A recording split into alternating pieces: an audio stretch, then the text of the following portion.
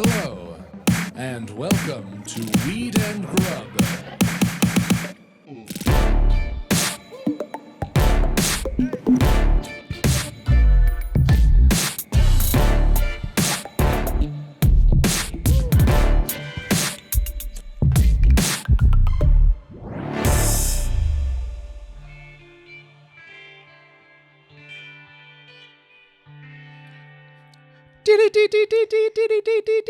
Breaking. This is a Weed and Grub news special. Yeah, I was trying to come up with a breaking buds or something on a play of breaking news, but that would fit our brand.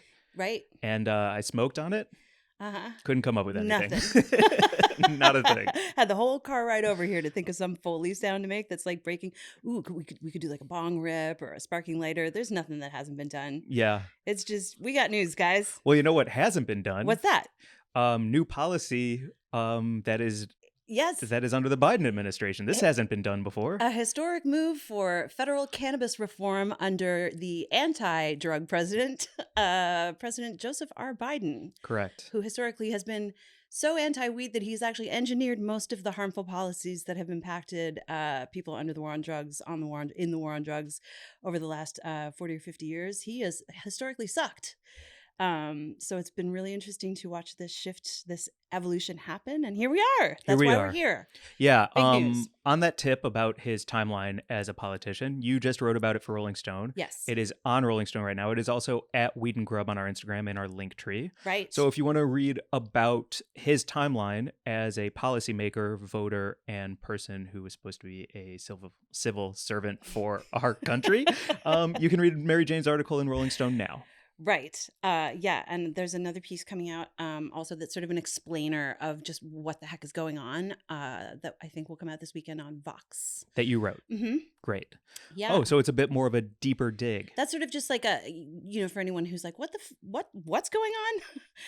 The Rolling Stone piece is really a timeline of Biden from then to now. Yeah. And I think the important thing one reason for me that I wanted to do this special episode with you is because as soon as this news dropped, Twitter was flourishing with a lot of takes and a lot of information and a lot of research and a lot of politicians and celebrities all beating their own drum for their own agenda. And then it slowly devolved into so much nonsense that I couldn't keep track of what was actually fact anymore. I would love to talk to you about this because honestly, I wasn't on Twitter yesterday. I didn't have time because when the news happened, I was getting my nails done, to be honest. Let's see them. Get them up on the camera. Oh, thanks. Yep. It's a great shout out, Annie Nail Art Studio on Beverly Boulevard. Who says Beverly Boulevard? I'm clearly not from here. One person. Clearly new to Los Angeles. But anyway, I was there, and so I hadn't checked my phone or anything, and I got out, checked my email, and immediately had a couple. They were like, "Can you write about this for me?" A couple of my editors, and I was so stoked to start working on it right away. And so I didn't spend, apart from just kind of like taking the temperature of the Twitter sphere, I wasn't really on Twitter that much yesterday. And then you wrote to me last night and you're like, you'd been on there and seeing all of the different takes. So yeah, I'd love to hear about that because as I was sort of digging and diving into researching the timeline piece, I know that there was plenty going on with a lot of people coming out saying he's not doing enough, or this is, too little too late, or this is a huge fucking deal and it's going to change the world and everything in between. How funny is this meme I made on Photoshop? Dank Brandon. Yeah, Yeah. Exactly. Yeah. Maybe I can sprinkle all of that in as we go through this episode so that I don't shoot my whole load at the, in the first minute of. It's an episode of Weed and Grub. You got to shoot a load at some point. By the way, how's it going, Mike? What up, Mary Jane? Very special, loosey goosey news episode. Yeah. Usually Weed and Grub is about comedy, cannabis, cooking, culture, calling shit out, and whatever the fuck we want. Yeah, which today is about breaking news. Important historic news. To add context for everyone, because even on our Instagram, some people said, oh, I had no idea about this, because we have some listeners who don't live in America. Right. And so it's kind of hitting them the day after. Mm-hmm. Do you feel comfortable if I put you on the spot to explain a little bit about what is actually happening? Sure. So Biden issued a statement, posted on Twitter, that he was going to issue some new guidelines for federal cannabis policy. It started with him saying that he was going to issue mass pardons for simple possession under federal guidelines. And simple possession is a very clear distinction because it just means that you only had a small amount that you were intending to consume and not sell or give to anyone else. So let me stop you right there. Right. Let's say I'm in Alabama Mm-hmm. and I get pulled over. Right. And I got a couple of grams and a roach on me and they find it. Yep. I could be thrown in prison. Yes, but that would be a state conviction or a state offense under Alabama law. He's talking about federal offenses, and there are actually very few people who are in. Oh my God, my phone's ringing. I'm so sorry. There are very few people who are in prison at a federal level for simple possession. Most of the people who end up in federal prison on cannabis charges are there for felony charges, which means that they had the marijuana offense, but then they also maybe had a handgun. Even if it was licensed and legal, that still constitutes a felony charge, which is insane. So you can have a tiny amount of marijuana and a legal licensed handgun, and if you're caught with that by a federal agent or officer, you can be charged with a felony. Or something like conspiracy to distribute, which is what Stephanie Shepard, who we had on the podcast, check out our episode with Stephanie Shepard, who's now a partnerships manager with the Last Prisoner Project. She was sentenced to 10 years in federal prison for a first-time nonviolent offense with a conspiracy to distribute, even though she had nothing. She never touched the plant. She literally got caught up in something where someone else was convicted, and then she was convicted on a conspiracy charge with that individual. So the federal charge of simple possession, the fact that Biden is pardoning these people who have this federal offense, really only means that it's going to affect about 6,500 people who were charged over, I think, about 20 years. I can look up the date range but it's really not that many people in sort of, it pales in comparison to the number of people nationwide who have been convicted of cannabis offenses, right? Got it. So it's the pinch of salt in the cookie dough recipe. Totally. Got it. Yeah, there was an ACLU spokesperson who said it was a drop in the ocean of injustice. Oh, what a wonderful quote. Very but also, evocative. I love a rock that ripples its way through the lake. Well, I think that's the thing, right? Like, I spoke to people when I was researching these articles who were like, yeah, it's a small step, but any step is a step in the right direction. And in some ways, this is a big step because the president of the United States coming forward and saying he's going to pardon cannabis prisoners. And he's going to also, another part of it was that he said he's going to review the scheduling of marijuana as a Schedule I drug, which means that it's a controlled substance that is on par with heroin or LSD. He's going to have his people review that. I mean, it's the beginning of those steps, but this is a huge fucking deal because it will have that ripple effect. He also called on governors at the state level to pardon marijuana offenses state by state. So he's setting an example, and he is hopefully, going to make that sort of statement that, I'm doing this and everyone should follow suit. Acknowledgement. Right. How good does it feel to be seen and acknowledged finally? Right. I mean, it's what everyone's been screaming about under the drug war for the past 40 plus years. Right. And then part of the problem is also people are like, well, you fucking hypocrite, Biden, you are the reason that so many of these criminal justice policies are so damn punitive and people truly had their lives ruined by some of the laws that he sponsored and in some cases wrote. So it's a very thorny and tricky topic in a lot of ways for a lot of people who suffered. Well, would you rather dive into his timeline as a politician, or do you want to add, because I interrupted you talking about all of the components of his tweet? Right. So it was a sort of a three-parter. He said first, the main part was he just announced, listen up, I'm going to say something about federal cannabis policy. And everyone was like, oh my God. And he was like, first, mass pardons for any federal prison convictions for simple offense of cannabis. Second, he was calling on governors to do the same at the state level. Third, he was going to initiate a review of cannabis as a Schedule I controlled substance. And then it kind of went on from there. I think it was just those three things that he called for. Yeah. Do you mind if we focus on the first part just a little bit more before we get into his timeline? Because for everyone who is like, yes, that is great, but when it comes to Stephanie Shepard's case or all of these other cases, right. like in science, you have to take a baseline approach, right? Like you have to take like, what is the most simple type of thing that we can research and study? We have to have a baseline. So if simple possession is that baseline, everything else can come from that foundational ground. Right. And I think it's like, so for a handgun conviction and all of these other felonies, 1,000,000%. So now it's time to like push that fucking boulder up the hill. But I like, he wasn't going to make that big grand slam swing. There's no fucking politician who would ever do that because it would just disrupt the whole ecosystem of America. And so like, taking this simple possession and saying like we can build on this, I think is really the most exciting part of that first stage. I think so too. I think I think a control group maybe is what you're talking about, of like the sort of the sample of people who you can enact, experiment on, just for lack of a better term. Yeah, and I think that's also why I love smoking weed with you, because you can like hear my paragraph and be like, oh, you mean these two words? Well, I think you're totally right in that, starting out with this sort of like relatively cautious group of people that he is pardoning. He's issuing those federal pardons for, it'll affect about 6,500 people, like I said, at the national level. And then also many thousands of people evidently under the DC statute, because the District of Columbia falls under federal law. They don't have statehood. So the total number isn't known just yet.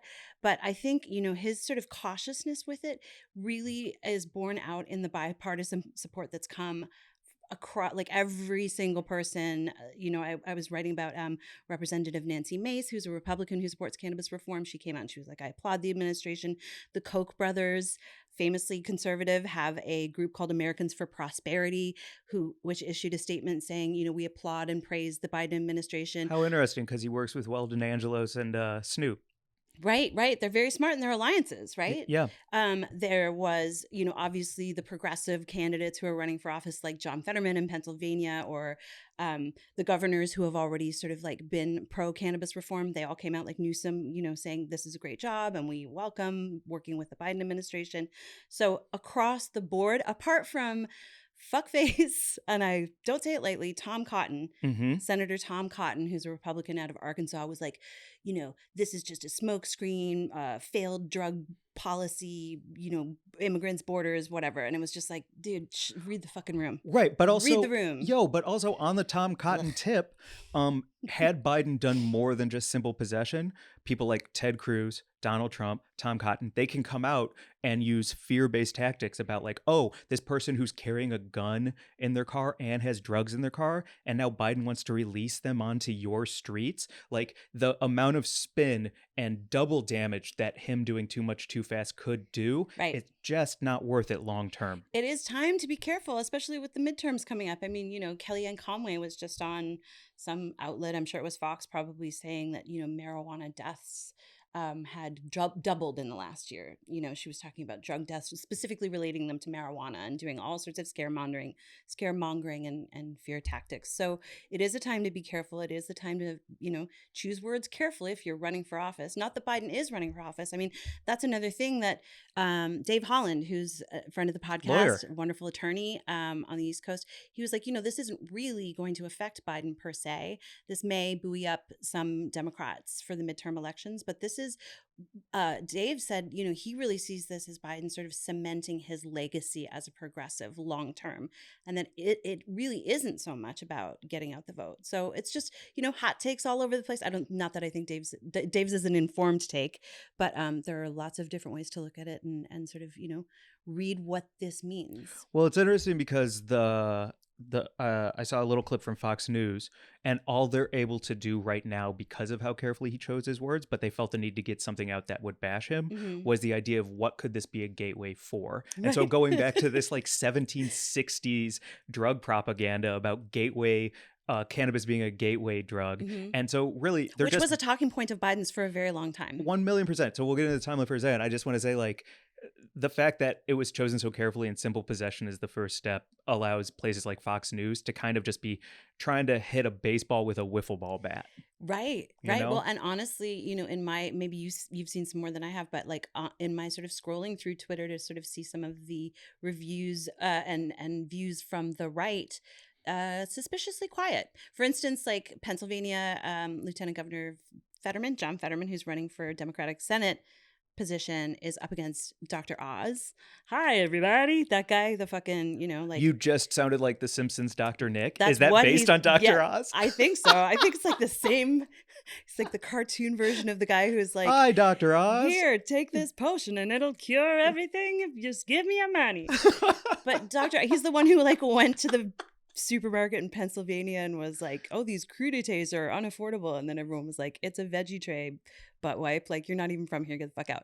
So anyway, Dr. Oz has been very quiet on all of this. He's got nothing to say about it because Fetterman has been pro-pot this whole time, pro-cannabis reform in an awesome way. And they've been hammering him for it. And he's like, well, look who I've got backing me up now. Mhm. The big dog. Dad. You know? Yeah. And that's My big brother. Yeah. Right. You know, Dank Brandon. Yeah. Which we should get into because, you know, in speaking with Dave Holland and other activists. Oh, Producer Mark just put up a sign. Let's Let's grow grow Brandon. Oh my God, there's so They there's take so a t-shirt many. cannon in an arena and they're just shooting blunts into the crowd. That would be a Fuck, dream. Yes, let's go, let's grow. You know, like the Dank Brandon meme, which proliferated all over everyone's timeline, which is, you know, what I started out the Rolling Stone piece with, was so crazy because, you know, historically he was known as Drug War Joe to many people in the cannabis community. Yeah. Well, to everyone, Yeah. everywhere. Like, his track record is shit. Yeah, but did It's you know shit. the actual nickname Drug War Joe? No, that's Like, that was how people talked about him. God Tom damn. Angel from Marijuana Moment has a tweet that I stumbled across from like 3 or 4 years ago before he ran for the presidency that was like, oh God, please don't run, Drug War Joe. Like, we Wow. don't need your failed policy on cannabis, you know, and criminal justice reform at the presidential level. We just don't fucking need it. So it's been really interesting because here we are. You know, I read someone wrote something about how, you know, Nixon was famously sort of anti-China and then was the one who sort of brokered a deal with China under his administration for trade. And so famously, maybe Biden will be the super anti-weed candidate that actually finally gets something done at the federal level. I don't know. Remains to be seen. It's a good way to get me to vote Democrat. Sure. Yeah. I mean, were you going to vote otherwise anyway? Aren't you sort of like... No, but I'm so exhausted that even when it comes to midterms, I'm like, right. Really? Yeah. Well, do something that I care tired. about and show me that I made the right decision last election. Yeah, everyone has to vote this one though. Yep. Truly, truly. But not just, you know, whether or not you care about legalizing cannabis. There are so many other things on the ballot that we just don't need to get into right now. Yeah. But truly, please, please, please make sure you're registered to vote and then get out and vote and then tell everyone you know to vote. And I will come and smoke you out after you do. Okay? That's awesome. Shazam. So do you want to get into his timeline from your Rolling Stone article? Sure. Or? Yeah. Yeah. Because I didn't know a lot of this. Yeah. It goes all the way back, all the way to the top. Nothing can stop me. It's all the way up. Wow. Well, okay. Shout out Stardog Pie from 710 Labs. It's really good. Also, shout out Liz. Let's go get Prince Street Pizza. Yeah. So he was a Delaware guy. He was a Delaware starting guy. in He was 1981. A Maryland guy. Maryland, Delaware guy. Yeah. Do you mind if I just read some of what you wrote? Sure. Okay. 1981. Can you do like a voice? I am. Like a news voice? Like a 1981, Delaware Senator Joseph R. Biden begins to exert his influence over drug policy and mass incarceration as a ranking member of the Senate Judiciary Committee, which oversees the Department of Justice. He created, with others, a Department of Justice and Defense, the FBI, the Coast Guard, and the Internal Revenue Service. One person labeled a drug czar to rule them all. Right. What does that mean? It means that, so a lot of people say that he coined the term drug czar, which we've all heard. I remember several of them being terrible throughout my lifetime. But I think it goes back to the Nixon administration, actually. I think Nixon was the first one to sort of say that. But yeah, Biden as a ranking member and then chair of the U.S. Senate Judiciary Committee, which oversees the Department of Justice. He wanted this like one person in charge to coordinate all of these agencies talking to each other to best enforce the most draconian drug policies possible. Right. I feel like that he saw that as, because I truly believe every politician is there for power and their own personal gain. It doesn't matter how much they want the people of our country to flourish. That he's a really good guy. Look, he saw a fucking way in and to fucking surround himself with a bunch of different departments and a bunch of different people, and they could all grow together. He aligned himself with something. He just saw a fucking, like, he saw a door and he walked fucking through it. I don't actually want to get into his like what he decided or what he didn't because right, I have I'm no way of speaking for knowing. him. I know, but I like speaking for him. I have definitely read things about Biden that make me believe that he's a deeply good person. I Really? truly have. Okay. And that is in direct conflict with the absolute unforgivable harms that he visited on communities with his drug policy. So like I can hold those two things in my head at the same time. And I think I just want to kind of acknowledge that I really, truly do believe that very good people can be super fucking misguided and do absolutely shit-tastic things. I love that because it allows me to be educated and be furious about his past, but also be thankful for where we are today and then look towards the future with hope. Yeah. And so I can agree with that, but I can get fired up and be like, you motherfucker. You motherfucker, you have to. But if you don't believe on some level that someone can actually truly shift their beliefs, where the fuck are we ever going to be as a human race? Like, people can update, people can grow, people can learn and get better. I don't know his true intentions. I do think that he was just truly severely misguided. I don't think he enjoys people suffering in the way that I think other people who truly are in power, because I think they do like people suffering. Ruling by fear. Yeah, I do. And many of them are in the Republican Party, honestly. I'm sure there are some in the Democratic Party too. So I don't know, like, yeah, I just don't want to guess too much at that, but you know, he's done fucked up shit. So he was a part of the drug czar. He created the role. Yeah. He created the position. And then that was in 81. Mm-hmm. And then 3 years later, 3 years lady, once, twice, 3 times a lady. A lady bird, if you listen to our last episode.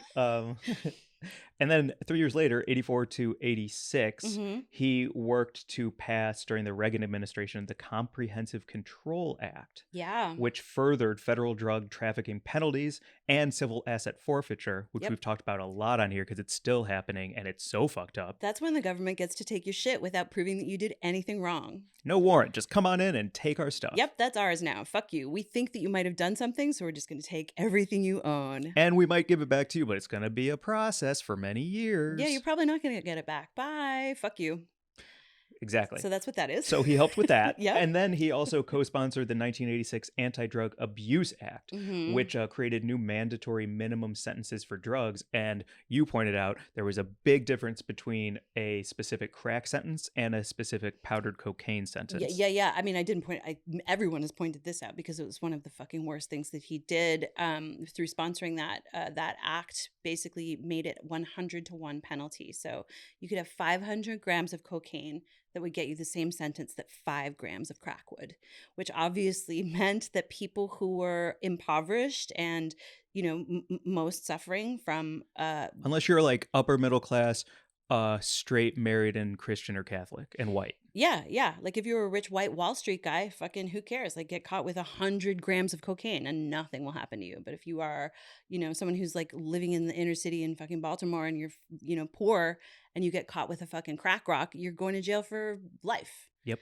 You know, I mean, not life, but it was an insane thing that, and it also fueled an increase in the disparity in race in prisons. Like the statistics of Black and brown men being imprisoned at a much greater ratio than their white counterparts, like skyrocketed during this time.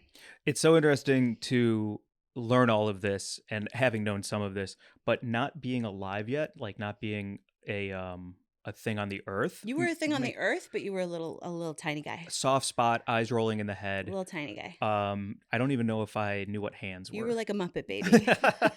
Picture Mike as a Muppet baby. I'm doing it right now. You're kind of cute. I don't know what the pulse of the country was at this time. Because... Oh, this is like Willie Horton with a knife. Fucking, you see a blackface, you see a crackhead. If you've never heard that, that's Jello Biafra. Oh, okay. Oh my God, that's yeah, it's a fucking amazing track. That it was just the time when like music, NWA, all of that kind of like punk rock, fucking everyone was rebelling against the Just Say No era because we were having that Just Say No shit shoved down our throats by the Reagan administration, who came up with the whole, you know, be afraid of, you know, everything around you, especially anyone who might have crack cocaine. Wow. story. Man, I don't have the answer for this, but it does make me wonder how many of those Reagan type people are now Trump people, just turned up the dial quite a bit. Like, is it same shit, different day? And like, we're speaking to the same types of people. It just keeps growing progressively more intense. It's definitely all the people who would have been and are currently now on Nextdoor. Sure. It is all the people who like to operate from the fact Who's that that? they're Sidewalk. scared of Yeah. anything that is not completely 100% in alignment with who they are and what they do and what they like, and anything that is remotely fucking weird to them is terrifying and is trying to kill them and take their family and loved ones. Got it. So whether that was in the 80s or now, it's all the same. It's fear. It's the same people who believed in the satanic panic, which are the same. I mean, the QAnon believers right now truly believe that there's an international cabal of people who are trying to like eat children, right? The same deal happened in the fucking satanic panic in the 80s when I was a kid. It's all the same. It's all the same people. It's all the same fear. It's all the same people who stoke that fear for power. Yeah. Yeah. I know some people in St. Louis today where if anyone but like a well put together white person is in the same aisle as them grocery shopping, they're like, I'm being followed. I'm being followed. Oh, yeah. no. And they leave their cart. Like, I'm not going to name any of the names, but they left their cart and ran out of the store in a panic because they're fucking lunatics. Well, it's not just like, here's the thing. I think that those people, if they were invited to sit with the discomfort for a moment and then turn toward the thing that makes them uncomfortable, whether it is someone who looks different from them, as being, some sheltered white person in a supermarket actually turning to their black neighbor and being like, hi, how are you? Whatever the fuck that is. If they were invited to sit with that discomfort on any level, we would all be so much better off. But that's exactly what everything is serving to do right now, is like make us like, harden that discomfort, calcify it, make sure that we don't ever want any reason to leave that bubble. And that's what's so fucking hard about it. Yeah. So, well, on that tip, Sorry, I'm so high. on that tip, like breaking that discomfort and that war on drugs is Right. exactly like what this timeline is all about, because that bubble was being built. And this Yep. is a fucking, to go back to the Simpsons, this is a crack in the bubble over Springfield. Oh, How about that? Right Have you seen the now? movie? I have. Spider Pig is fucking, all-time favorite. Spider Pig, Spider Spider Pig Pig. does everything that a spider pig can. And he's walking him on the ceiling. Yeah. It's the best. It's great. Everyone's seen it. So let's just crack in the- recap the plot of the Simpsons movie. This is the only podcast where you're going to hear about the war on drugs being compared to the Simpsons, motherfuckers. Fuck this Biden timeline. Let's talk about the Simpsons. Leave a goddamn review. Oh my god.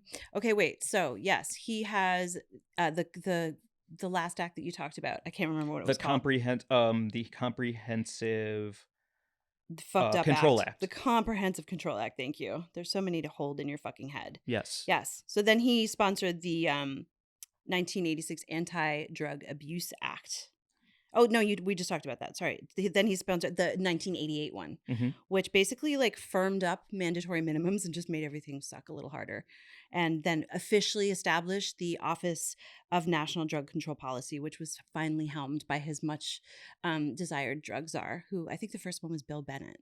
Yeah. Yeah. Yeah. Okay.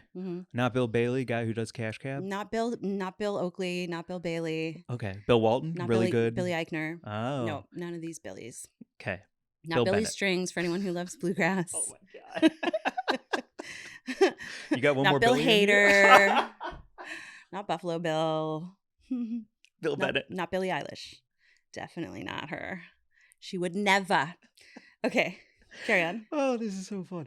Okay. And so in '89, he just kept cooking. He He's kept like, cooking. It's working for him. But wait, he's it gets climbing. worse. He's moving. The next one to come is the worst one. Are we talking about with President George H.W. Bush? That was an interesting little moment actually. Yeah. So, yeah. But I was going to skip that one to go directly into the 90s, because like the 80s were all about firming up all of those policies. Test, like, again, baseline, test until now we've got a fucking lock on the vault. Yep, exactly. You know? Tap That's the how the 80s microphone, no felt. feedback. It's all good. Yeah. Well, there was that interesting moment though that so the Office of the National Drug Control Policy had been established, the drug czar was in place, and George H.W. Bush takes office, and he, in his first televised appearance, basically called for escalating the war on drugs and spending more money on it.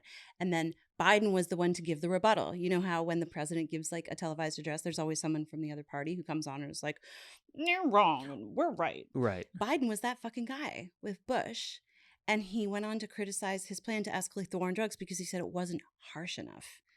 He basically went on national TV to be like, there's not enough money to lock up these people. Like there's the quote here. He said, the president's plan is not tough enough, bold enough, or imaginative enough to meet the crisis at hand. It doesn't include enough police officers to catch the violent thugs, enough prosecutors to convict them, enough judges to sentence them, or enough prison cells to put them away for a long time. This is like a direct call for increased incarceration. And an increased police force to get that incarceration That's popping. right. Fund the police. Whoa. So his critique was more. Yeah. And in fairness, this was a time like we're talking about, that crazy era where Democrats were like, they wanted to be seen as tough on crime. Weirdly, but that was what was happening at the time. Democrats had been sort of vilified by Republicans as being soft, as, aren't they always? But at this time, their response was to, and then they created this fucking crime bill, which I think we're going to talk about right now, right? We will. I just wanted to quote Bill Hicks because another bill. Yeah. the idea of the Republicans and Democrats, he always said, do you want the puppet on the left or do you want the puppet on the right? It was this great Bill Hicks bit, and he just talks about how voting doesn't matter, even though it does. But his point is they're all in the same ship and a lot of things. Mm-hmm. And so the very idea that this dude is president and then the Democrats come in and be like, yeah, but we want more of that is such a calculated, disgusting two party is actually one party move in my mind. Can I just say something about that metaphor of being we're all in the same ship? The whole thing, and it doesn't matter if you vote. It does matter if you're all on the same ship and every single person on that ship stands on the right-hand side of that ship, the ship will sink. Yeah. You need to actually vote about where you're standing on the fucking ship, guys. Yes, it's all the same. And yes, we're all going the same place. And yes, we're all bound together inextricably forever. And none of it fucking matters. And, we're all infinite loops. It fucking matters where you stand on the ship.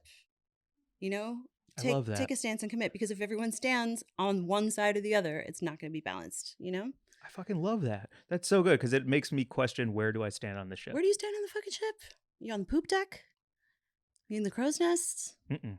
Do I just say ship parts now? Yeah, this is a weird flex all of a sudden. Oh, I've actually worked on one. Did you know I was on an Alaskan fishing boat for 4 summers? Anyway. Are you on the bow going to cast a line ashore?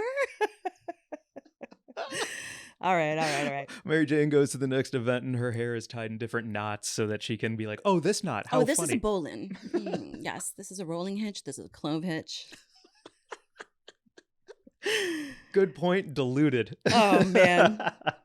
The best. I love hopping on your jokes, Mike. You know me. 1984. 94. Crime bill.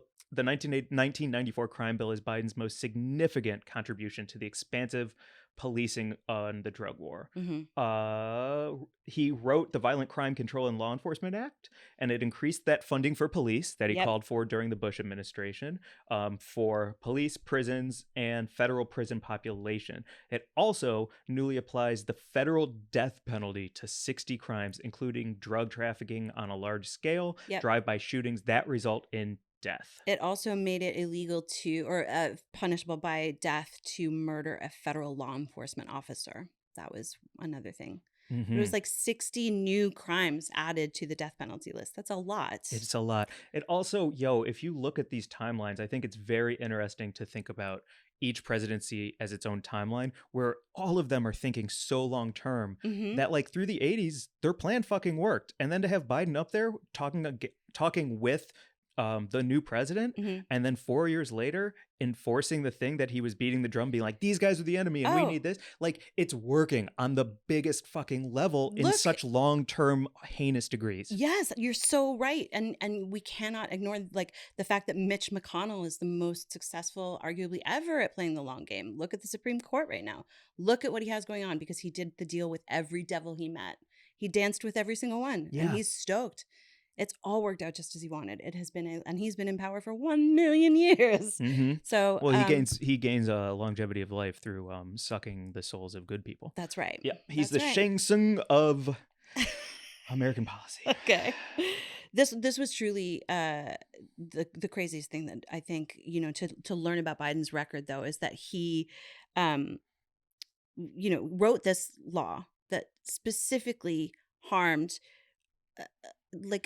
Generations of people, and then bragged about it for a very long time afterwards. And then when he started trying to distance himself from it, people could directly point to the fact that not only did you write it and get it passed, you were also very proud of it. So this is something that's been really hard for him to back away from. And especially when he was running for president, in 2020, and he was running on a campaign platform of marijuana, decriminalization and expungement of records. Everyone was like, dude, what the fuck are you talking about? Yeah. Get the fuck out. Yeah. And then having it not happen for the first half, it seemed like, was immediately like, not only are you a liar, but everything that you've the first done, half of his the presidency. First half of his you mean. presidency. Right. Yeah, I mean, we just talked last week with next week's guest about how he was doing fuck all. Yeah. You know? Glad to be wrong a bit. Yeah. Well, just, it's nice to be, out of date by a day.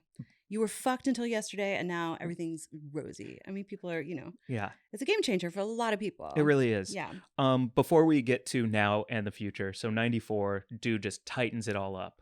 And 2003, it's only interesting to me because I was because of the name of the the as somebody who the legislation? first time he took Molly, he went into a bathroom stall at an ice hockey rink in St. Louis, Missouri, and put a double stack up his butt because he heard it would kick in quicker, and then Whoa. had a great time dancing on the ice rink with all of my friends. Mm-hmm. The Rave Act, Mm-hmm. not okay.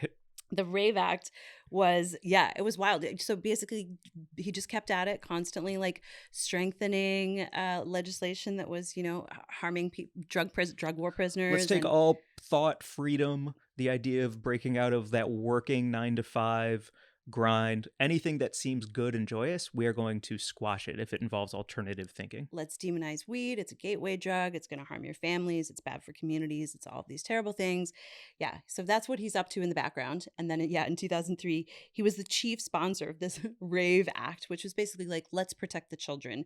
And that was an act that was about making it an offense to, like, I could be a person who had a warehouse and a bunch of people would just show up and have a party. And if they were on drugs and caught, I could be held liable for that. Right. So it just made party culture not cool. And the ACLU actually declared that it was a chill on free speech and it harmed the very people that it was meant to help as a piece of legislation. Like, it's not protecting the children, it's hurting the children. Yeah. It's hurting the youth. It's hurting people who are just trying to go out and dance. Right. Yeah. All that's left is drinking and smoking. Right. Which is real good for the economy. And huff and glue in some places. Sure. Whatever you fucking need to do to get away. So, yeah, he did that in 2003. It was enacted as a piece of different legislation, as a rider. Mm-hmm. Then in 2008, he leaves the Senate to become VP. Right. At which point he's on the biggest platform in the world. So this is when he starts sort of like softening his stance and saying that he wants to actually reform the prison sentences for crack cocaine from that 100-to-1 disparity. And he actually worked on legislation that was signed into law by Obama when Biden was vice president that was called the Fair Sentencing Act, which the ACLU came out in favor of. And they said, this does actually make a difference. It does do some work to repair some of the harms, but it's not nearly enough. No.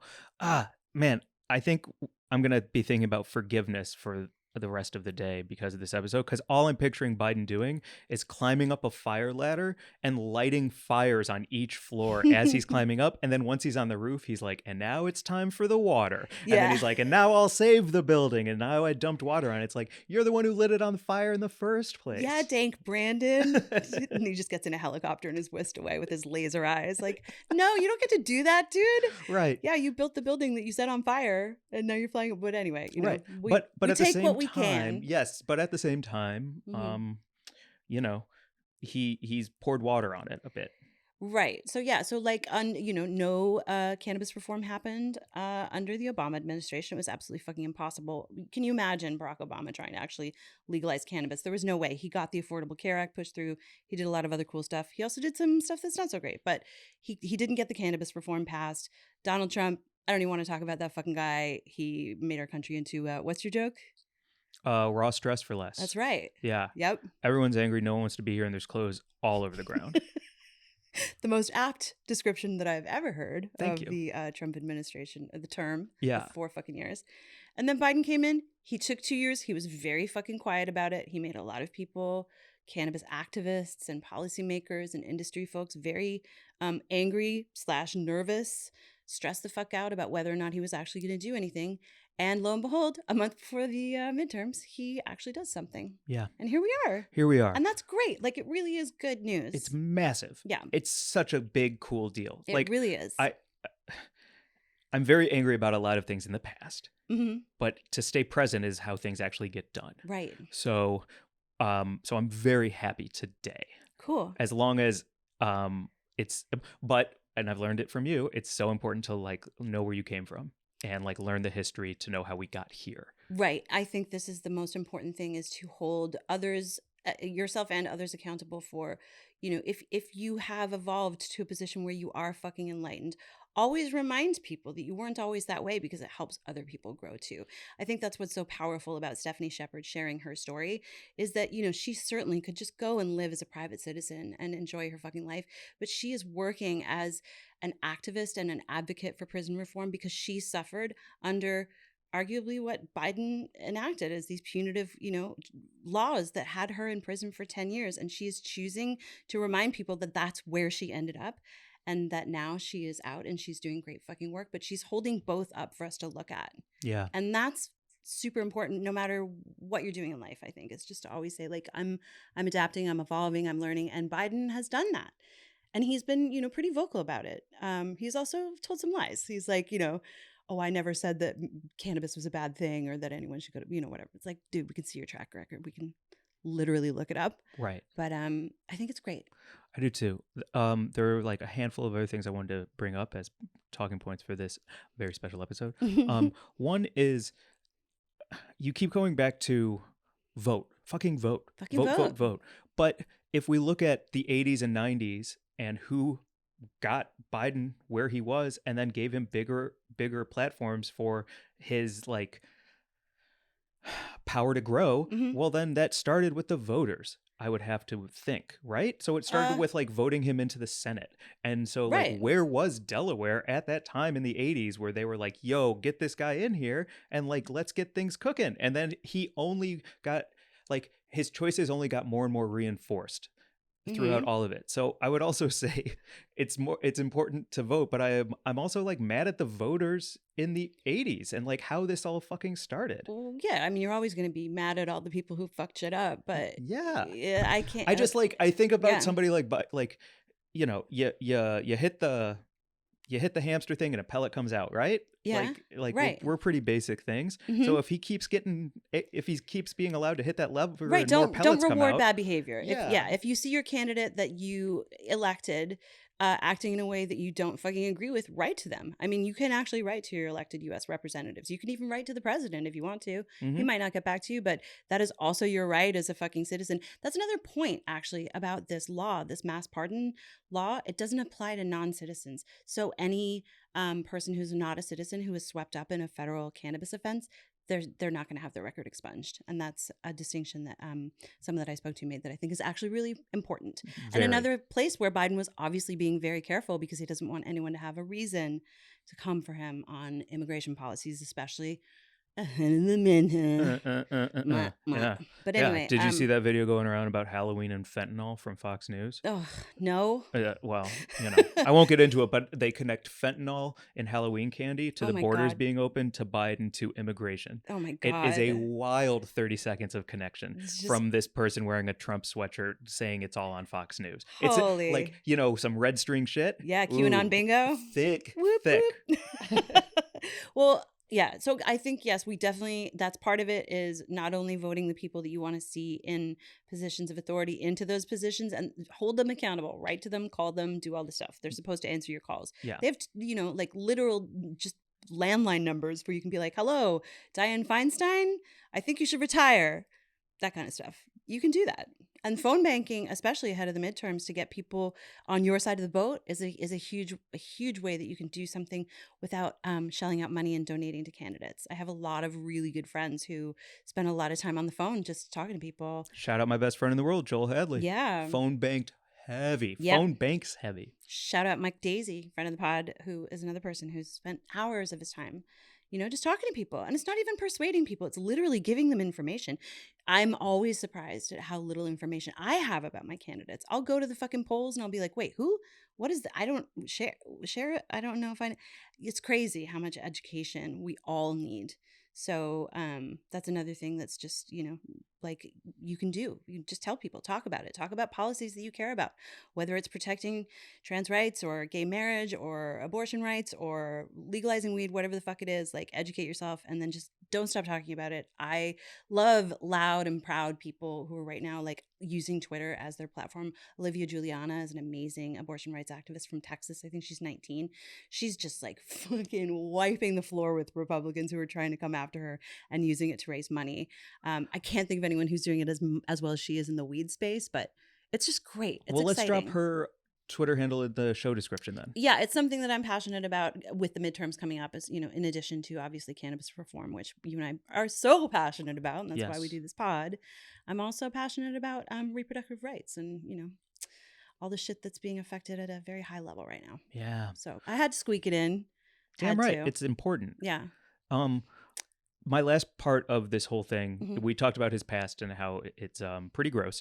And then he changed his views as he became VP and was working with Barack. Nothing could happen. Now he's in a position of power and he's putting his money where his mouth is. And he's changed his tune, right, more or less.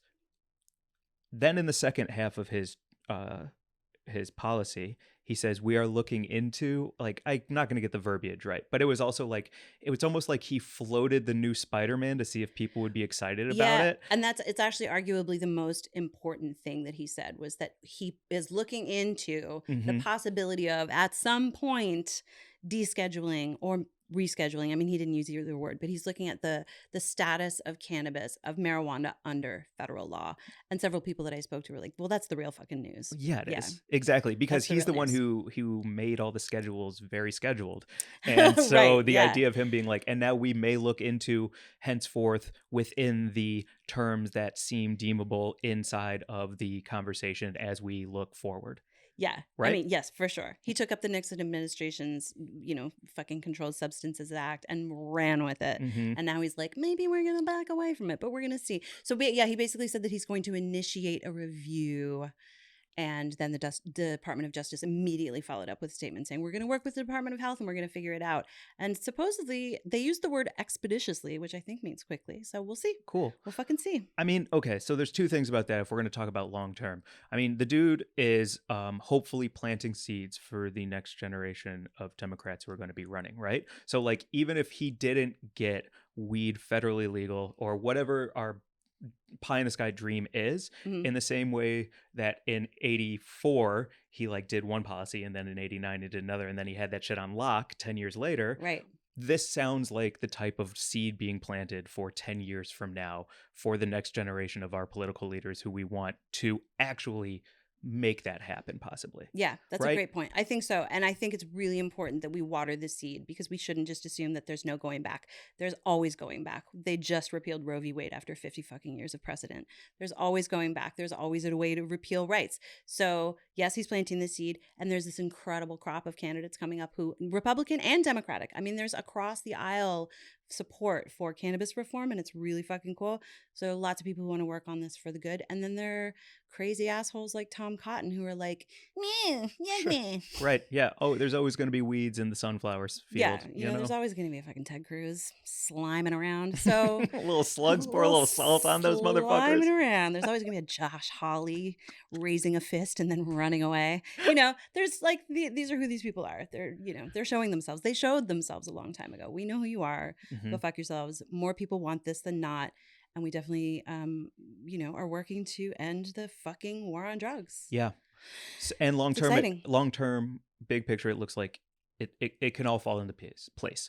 Yes. Yeah. It can all fall in the peas. Yep. Is there anything else? Because like one of the tweets I was looking at yesterday was like, this all sounds very exciting, but what can I do? Is there anything besides voting and things like that you found in writing these articles that is also like important to touch on? For sure. Like learn what your local and state policies are regarding cannabis, and then, you know, start there. I just learned about a Birmingham, Alabama, I think it was the mayor, who was so tired of how slowly cannabis reform was grinding in Birmingham, even after they had passed some laws that were going to expunge records, that he just issued a blanket pardon for, I think, 15,000 convictions. And was just like, fuck this, I'm over this.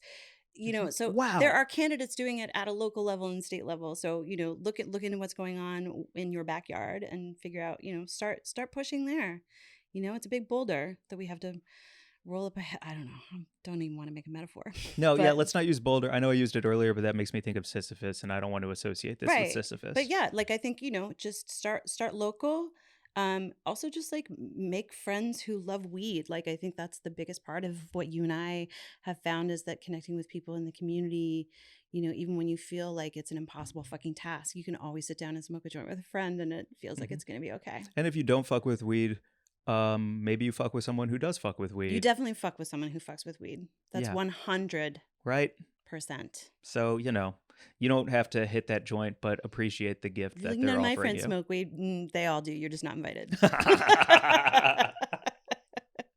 I don't want to end on that. Some shit talking, but damn, that's I'll good. talk shit. This was a shit talking episode and also a celebration. It is a celebration. And you're totally invited. Come smoke with us. What the fuck? Anytime. Anything else that I missed from your learnings? I think that was so big. And there's so much more. I mean, this is just going to be an ongoing thing.